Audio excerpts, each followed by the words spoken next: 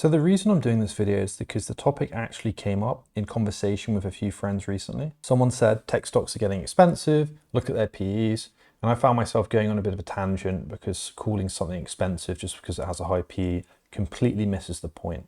The PE ratio doesn't tell you if a stock is cheap or expensive, it tells you what the market is willing to pay today for $1 of future earnings tomorrow.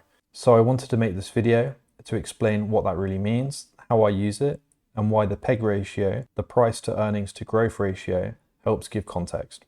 So at the purple at the top, I've just noted that the price is updated every trading day.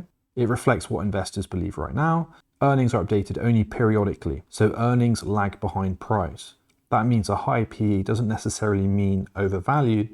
It means the market expects those earnings to rise and eventually justify the price. Most of the time, I use forward PE, which compares today's price to what analysts expect a company will earn over the next 12 months. That forward view, that gap between price and earnings expectation, tells you how much confidence the market is pricing in. So this is actually my spreadsheet. I track both PE and PEG ratios for every company I'm following. This is the first stage of screening out the best companies within those sectors that I have looked at. Here I use the recent example of QXO, a stock I recently reviewed and bought and even did a YouTube video on. This is one of the first steps in finding companies which are going to outperform the sector, and this is me screening PE ratios and PEG ratios within the building products sector. So at the bottom there, I've tried to simplify it as much as possible. The PE tells me what the market's paying today. The PEG ratio, which divides the PE by the expected earnings growth, tells me whether that price looks reasonable based on how fast the company's profits are growing. If I see a company trading at a much higher PE than the rest, I don't automatically assume it's expensive. I ask why. Maybe the market expects earnings to accelerate next year,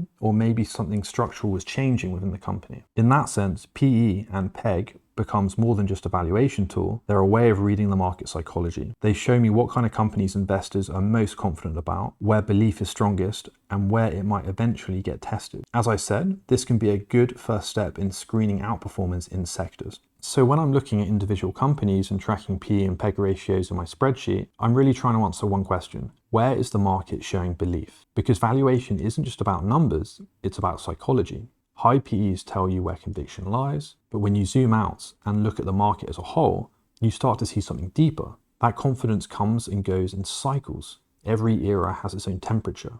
Look at the top left chart. Every cycle has had its temperature, and right now, the market is running warm. The US market's average PE has climbed back above 30, and the US tech is sitting closer to 40x. Those levels don't appear by accident. They happen when investors see structural change coming, when they believe earnings will accelerate so much that they're willing to pay for that future today. Now, people love to say the Mag 7 are overvalued, but compared to what? The dot-com bubble, where profits didn't exist, the 0-8 decade, where free money made 30x look normal, or today, when we're actually talking about real companies with real earnings reshaping the economy in real time. A multiple isn't a warning, it's a vote of confidence. 35 times earnings just mean the market believes the story, and believes it enough to price it in early. Here's how I read that in today's macro environment. When the market trades below 25, it's calm and pragmatic. Prices follow profits. Between 25 and 30x, optimism builds. Growth stories start to lead the market narrative. Above 35x, belief takes over. The market stops reacting to last quarter's earnings and starts discounting the next 5 years. That's not irrational, it's anticipatory.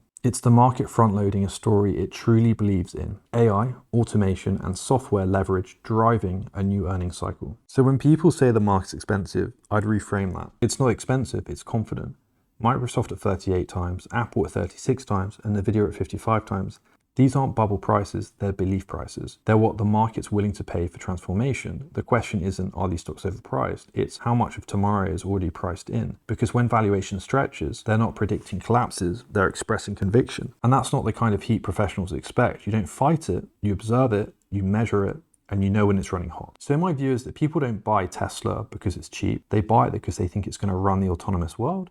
They buy Microsoft because they think that it's going to own a big share of the next era of AI infrastructure. In markets like this, valuation isn't just maths, it's a forward-looking belief. But belief still needs to make sense somewhere, and that's where the PEG ratio tries to measure. As shown on the first slide, PEG ratio is simply price to earnings divided by expected profit growth. It shows whether the growth story is backed by real acceleration or just narrative momentum. Take Nvidia around 55 times earnings, but profits growing close to 40 to 50% a year. The PEG is roughly at 1.1. Yes, that's fine. Growth is justifying the faith. Microsoft trades near 38 times, growing maybe 15%. PEG is around 2.5. That's high, but this company is embedding AI across enterprise software. The market's paying for dominance, not hope. Then there's Tesla at 275 times, because investors think it's not just a car company anymore, it's robotics, it's autonomous driving, it's an autonomy platform. I actually own both Tesla and Nvidia. To bring this all together, the PEG ratio tells you what investors are willing to pay today for a dollar of future earnings. The PEG ratio shows you whether that optimism is backed by real earnings growth. I use them as a simple lens, not to decide if something's cheap or expensive, but to understand where belief is concentrated. When a company trades well above its peers, I don't dismiss it, I ask why. That curiosity often reveals what the market sees coming before the data does. And right now, when you zoom out, the whole market is running warm. The US markets are around 30 times. Tech is close to 40 times PE. Those are confidence levels we've only seen when investors believe something bigger is happening. Maybe it's AI, automation, or structural growth. Whatever it is, the market is pricing conviction, not complacency. But confidence and liquidity always move together. The higher the multiple, the less room there is for disappointment. So when valuations are glowing red, don't panic, just respect the signal. Tighten your risk, stay aware, and remember, multiples don't predict the future, they reflect how strongly we believe in it. If you enjoyed this video, please subscribe to my channel and like. Thank you so much, and please comment below to give any feedback.